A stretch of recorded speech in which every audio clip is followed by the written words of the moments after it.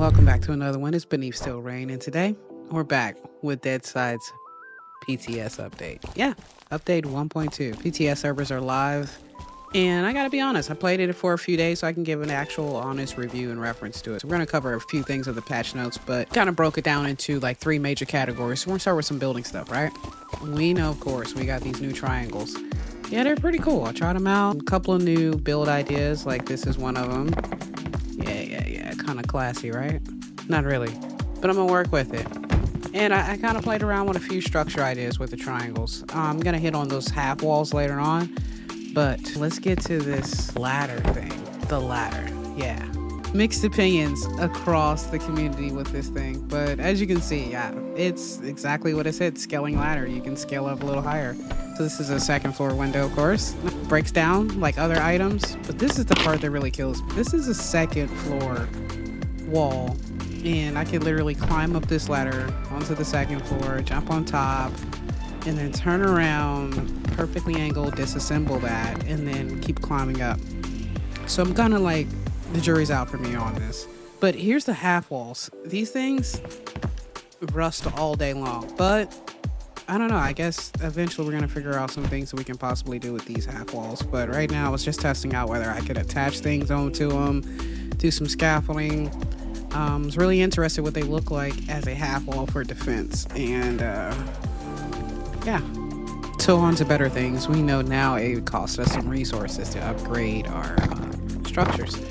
So it looks like going from sticks to wood is going to cost you some nails and planks, of course. And then going to steel, it's going to cost you some metal and rebar. So some things to help you out with that, they added some icons to the map for the metal planer and the wood planer. And overall, the map actually got a little touch up. It looks, the icons are a little bit more vivid. So I kind of appreciate that. So I did head out to go get some nails and bar to do some upgrades to see what that looks like. And of course, if you're looking for these things, garages, construction sites like this, in those broken down construction sites that you see between like the major towns and stuff like that, that's where you're gonna find nails, rebar, wire, all the additional resources you need for building now. So I did collect some nail supplies I'm gonna need to upgrade the base and to test out a few other things that are part of the PTS. And while I was out, I decided to test out the metal planer and the wood planer, because I don't think a lot of people paid that attention previously, that those were out there. If you knew where they were, you kind of knew where they were, but there wasn't an icon previously to let you know where they were. But there are some major differences between those. In open world, the wood planer is found in buildings like this. Very simple, no generator, no fuel required.